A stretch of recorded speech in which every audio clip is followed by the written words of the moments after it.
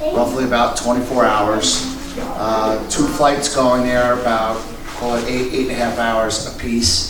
The first flight was obviously a little bit of a challenge because my tricep was in Adam's face and his leg was on my leg. So we had a little bit of trials and challenges there, but we were blessed getting in the second flight as the flight was almost half empty and we got some rest. Landed in Rwanda, I would say late night. Traveled about 2.5 hours to the village where we were staying, which was in McIlveen's. So a couple big takeaways from the trip right off the bat. Rwanda was not, this is my first mission trip, so I didn't know what to expect. I actually was just following Adam, and Adam was so calm, it was a little disturbing. So I really had no idea what I kind of knew what I was getting myself into, but not really. Right. So we get into McIlveen's and it's pitch black. We go to bed, we wake up the next morning.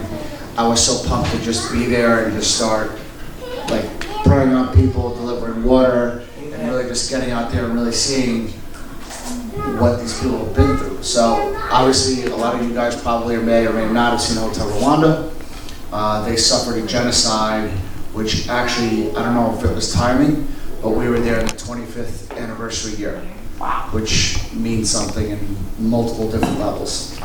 So waking up, we go over to a hospital where it's not like going over here to Palisades Center Hospital or Valley Hospital or Hackensack Hospital.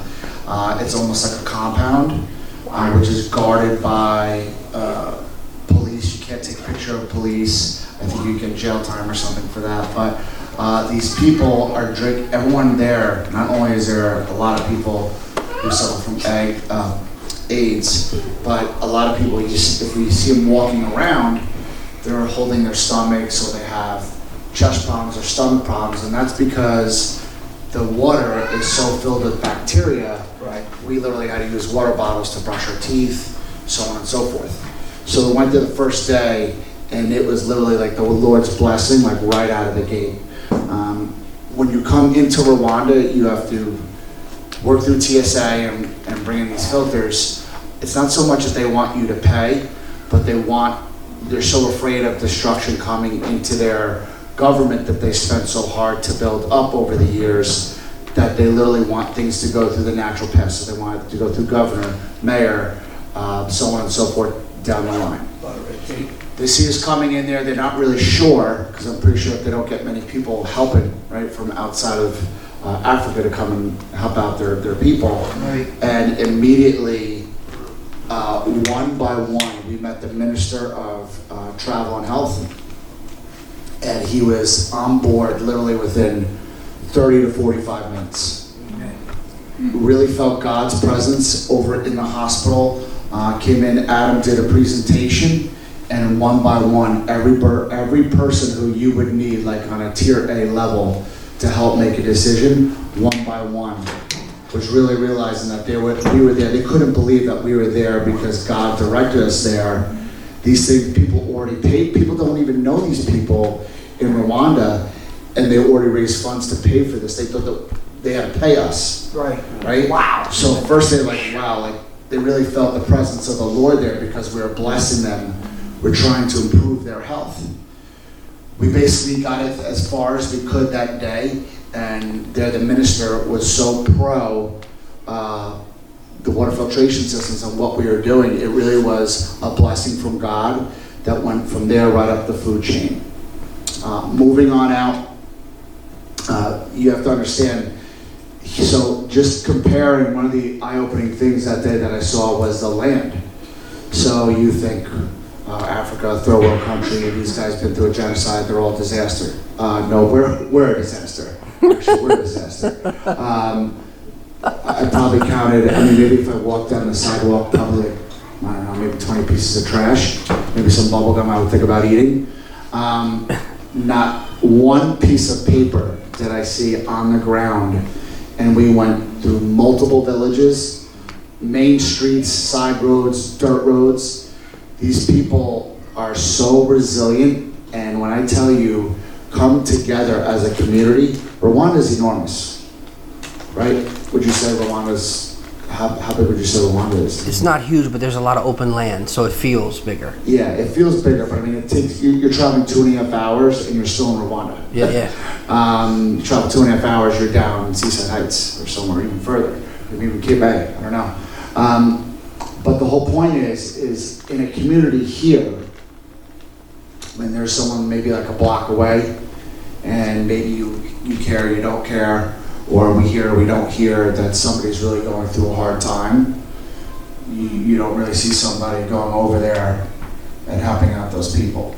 Here, if you look across the land for homes, almost everybody's home is pretty much identical.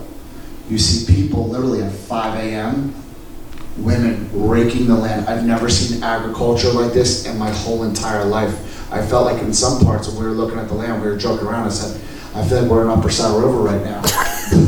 The land, the soil was so rich, you looked on a mountainside, it looked like a checkerboard.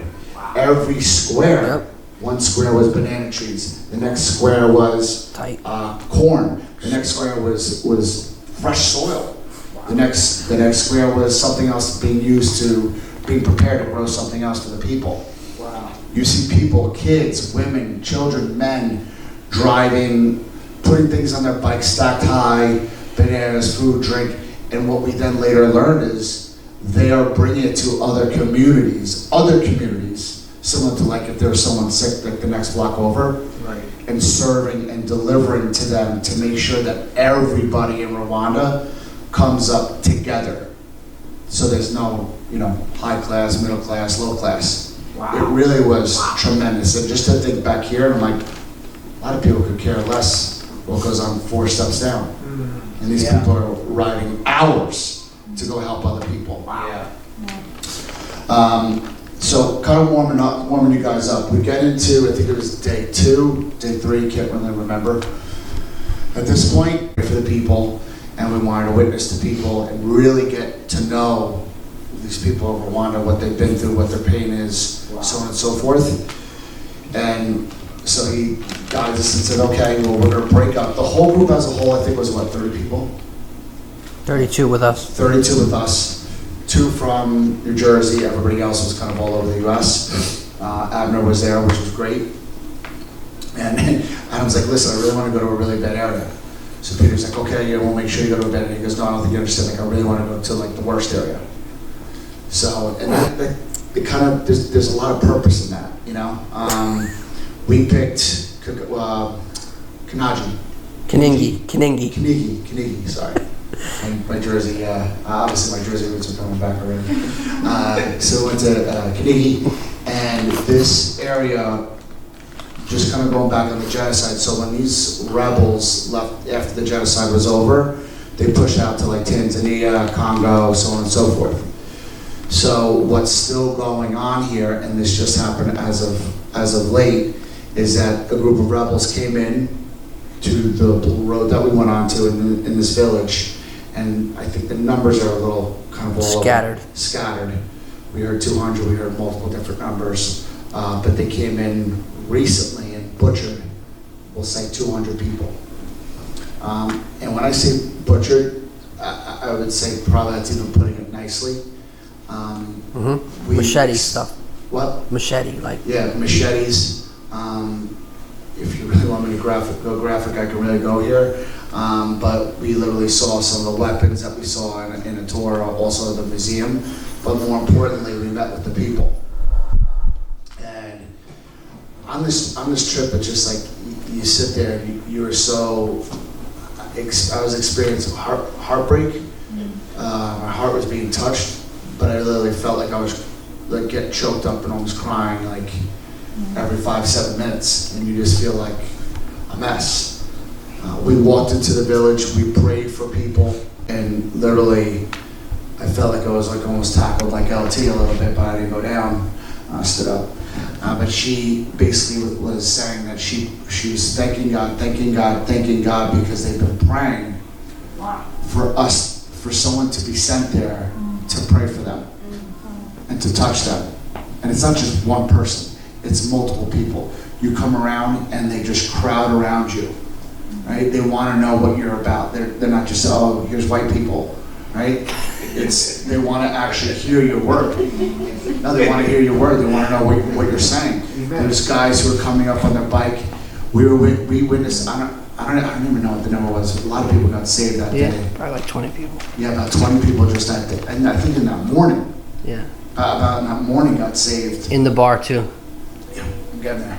So we keep on walking down, and we travel over into this bar, and you gotta understand some of the things that are going on right now. Even though these people are very resilient, you have the land is strucken with fear. The presence of the Lord is there big time. These guys, let me tell you something, in regards to response, it's incredible how people respond there. Here's an example. We walk into the bar, there's a couple people drinking, and we go behind the brush and immediately start laying hands on people.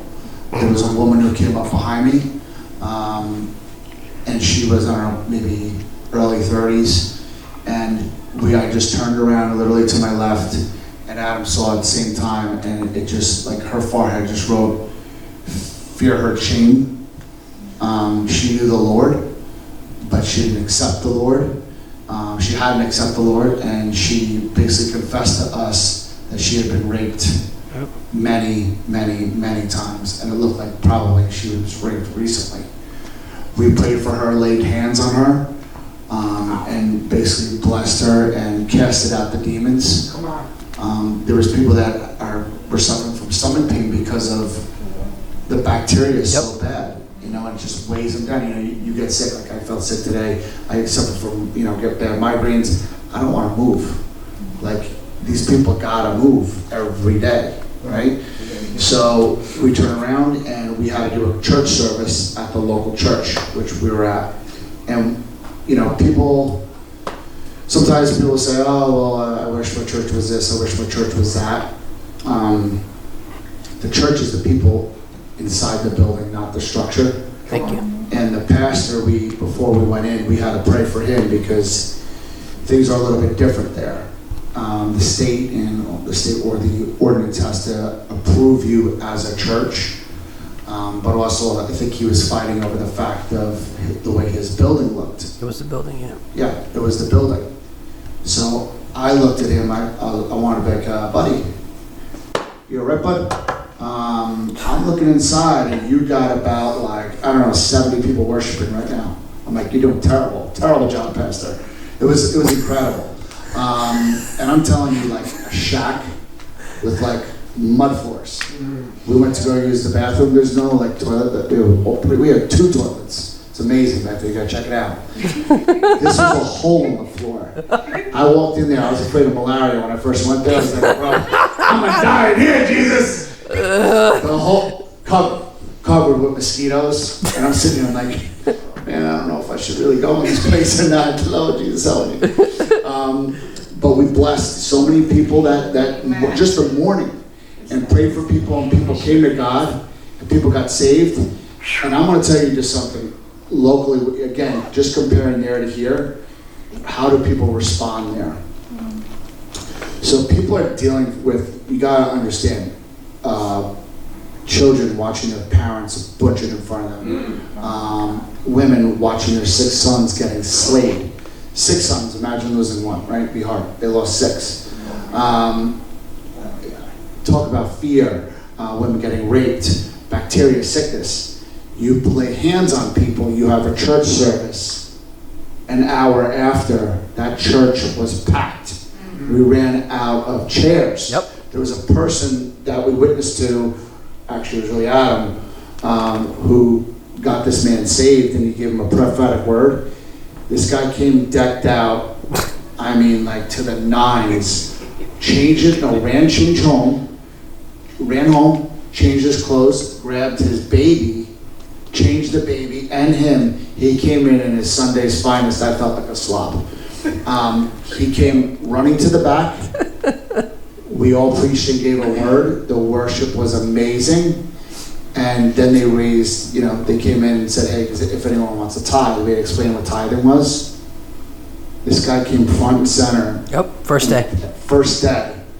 and tithed in the basket.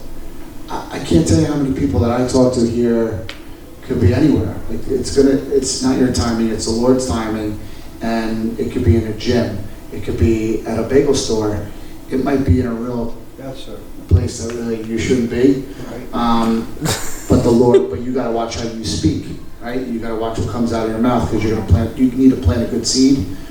But people around here, they ask, they wanna know what's going on with church. Oh man, but I do this, I do that. And here it's more like, we say come as you are, but you don't have to stay that way. Bro, people don't even come as you are, they just stay in their home. They're so afraid of dropping their pride, it's really amazing. When you're in Rwanda, come as you are, bro, you can't even get out the third word. They're already there. Yeah. And they drop the pride, it's done. The trip, Jesus. oh, man, the children just swarm you with or without candy. They want to be loved, they want to be hugged, they want to know. There really is, the land of Rwanda is so special, not because it was just my first trip, but you really felt like the presence of God. We had multiple services, packed houses, people getting healed. We preached more so on outreach with there, and with them being the light. The light is great inside the church, which is great. You need that. We hope the light is inside the church, right? But there's a lot of darkness out there, and it's really about how you impact others. Don't be so comfortable. We all know each other, right? We all give each other hugs, side hugs if I'm late. Obviously, right, Will? That's right. But we're doing God's will, but really we're not doing the discipleship part, right? So we're not really hitting the book of Acts too well out there. They're speaking to one another. I couldn't even believe it. I was like, these churches are like horrific looking. And look at all the people in here. They're hungry. Yeah, they're hungry. So we try to preach a little bit more on forgiveness, removing shame, healing, and doing God's work, right? Because the light is there for a reason. The light is there to overshine the darkness in somebody else. That's right. So that's about all that I wanted